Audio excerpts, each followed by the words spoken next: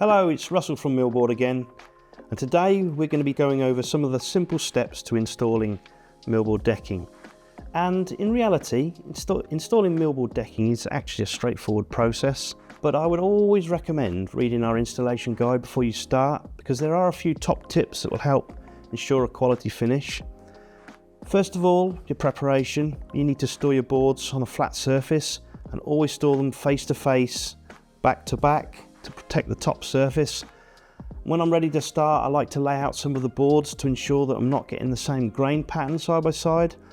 This helps to blend the natural tone variation, but saying that, because they are hand finished, no two boards have the exact same colour tone anyway. As with all decking, the finished result is only as good as what's underneath. Whatever subframe material you're using, the joist spacing is critical. If you're building a deck for standard residential use, you need to keep your joist centres at a maximum of 400mm or 16 inches, and for a commercial deck, reduce that down to 300mm or 12 inches. And wherever possible, try and build in a slight fall of around 1 in 200. This just helps to drain the water off the non-porous surface. So millboard cuts cleanly with power saws, but it also cuts nicely and easily with a handsaw. And here's a tip for you.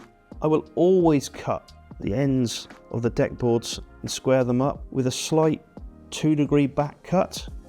We would normally recommend a 4mm gap between the boards, like that, and then a 1mm gap where the boards butt together. We have a multi-spacer that is designed to assist with this gapping, but it's also designed to help keep the boards in a straight line. But saying that, I would always use a string line to check every 5 rows to make sure I'm running straight. And if you're running your boards up against a solid object or a wall, you should be leaving a 10mm gap here for drainage, and if it's a timber subframe, to allow for airflow. So now we're going to be looking at fixing the boards down. Now this is the most important part. We should only be using the Durafix stainless steel screws. There's no pre-drilling required, and you should be liberally spraying the screws with a silicone spray. It must be a silicone spray, and then you should drive the screws in so that they go beneath the surface by 8mm.